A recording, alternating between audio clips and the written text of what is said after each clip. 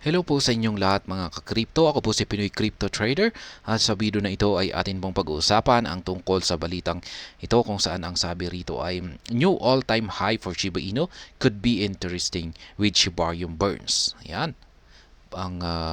Yung magiging panibagong all-time high daw po or pinakabagong pinakamataas na presyo, pinakamataas na magiging market price ni Shiba Inu ay napaka interesting daw po.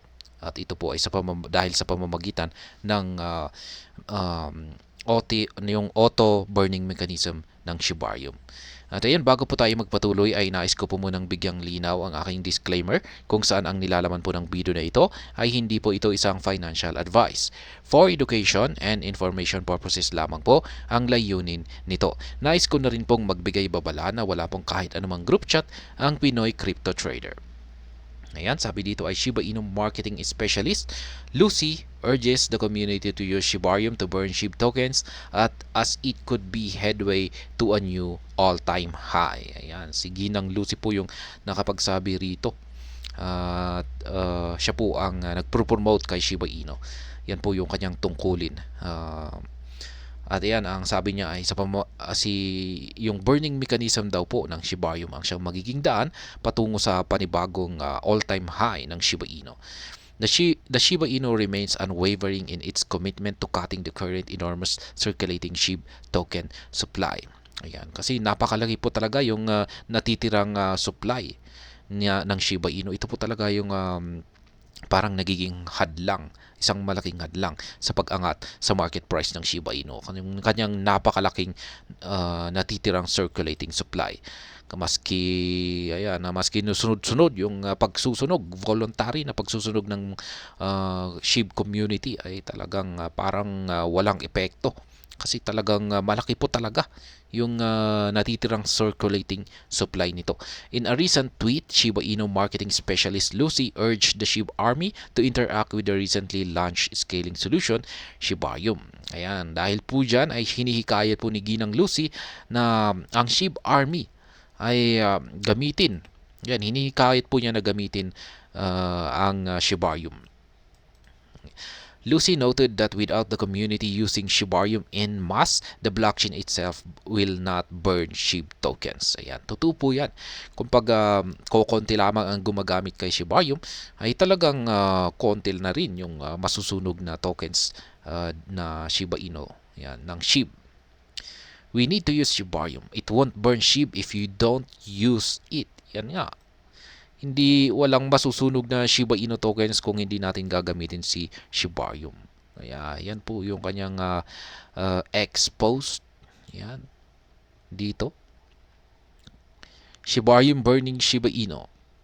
In the tweet, Lucy highlighted that the community can expect more information about how Shibarium will burn SHIB in an upcoming documentation. Yet, Lucy noted the current existing documentation explained the burning mechanism.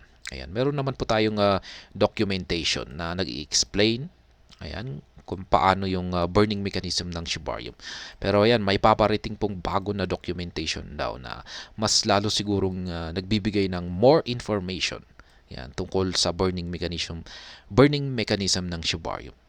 According to the documentation, the base fee for the Shibarium transactions becomes temporarily allocated with the Shibarium contract when a user initiates a transaction. Notably, 70% of the base fee will go into burning SHIB, while the remaining 30% will be for network maintenance. Ayan na nga po. Yung ganito po yung burning mechanism ng Shibarium. Kung pag nagbayad po tayo ng transaction fee, ay yung 70% ay mapupunta po ito sa pagsusunog. Yan, ganyan po kalaki. Almost 70% yung masusunog. Samantalang yung 30% ay mapupunta naman po sa network maintenance. Yan, para mapanatili na maayos yung operation ng Shibarium. On the other hand, the priority fee is directed towards compensating the validator. Yan, yung priority naman ay mapupunta naman po sa mga validators. Meanwhile, the content marketer mentioned that onboarding people to Shibarium in millions requires patience and community effort. This view may be attributed to the fact that Shibarium is a new blockchain requiring time for people to learn it.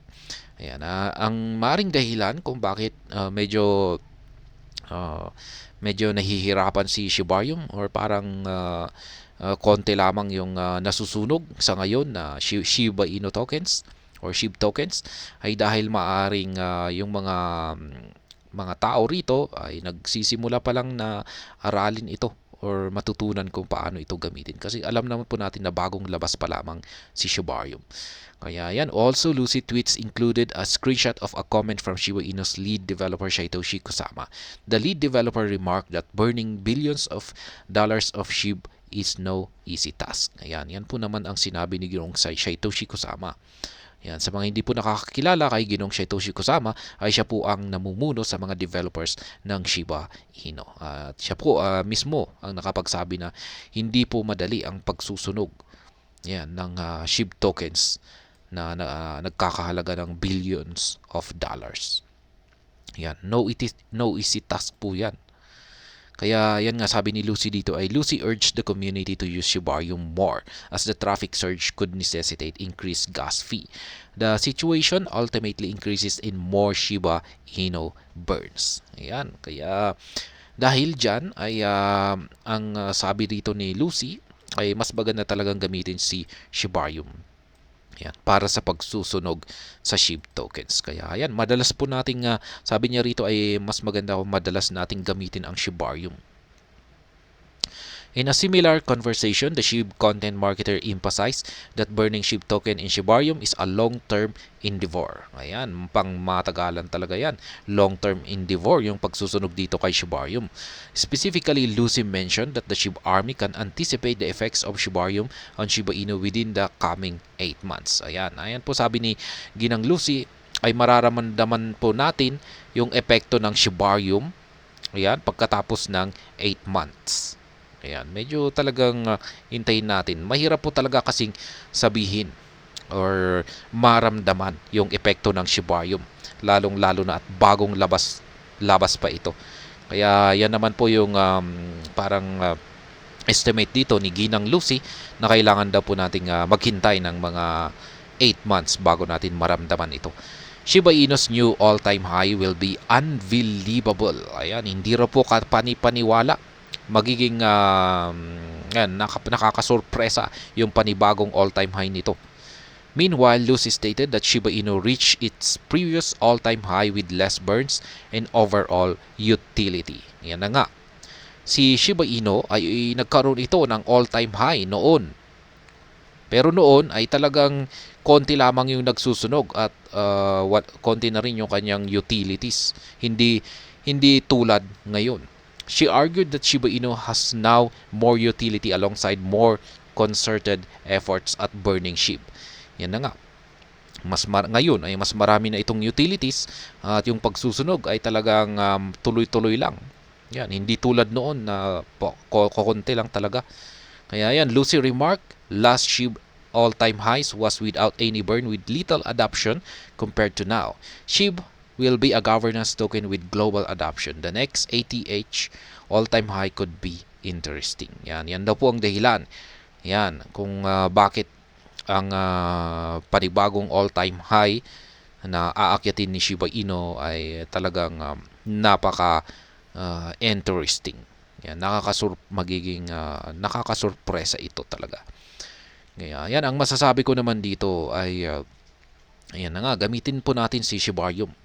Yan, kung madalas nating ginagamit si Shibarium ay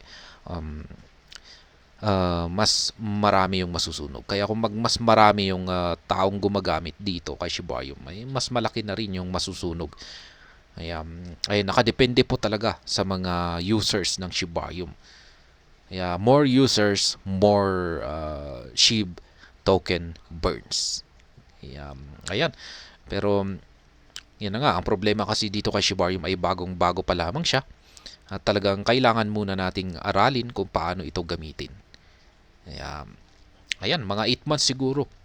Sabi ni Ginang Lucy ay 8 months bago natin maramdaman yung epekto ng pagsusunog dito kay Shiba Inu. gamit si Shibarium. At ayan, hanggang dito na lamang po tayo sa balitang ito.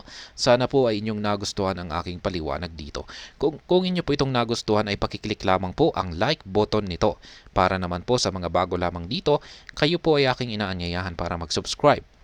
Pakiclick na rin po ang bell icon nito dahil ito po ang siyang magsisilbing notification nito sa mga bago kong videos na akin pong ina-upload sa aking YouTube channel na ito.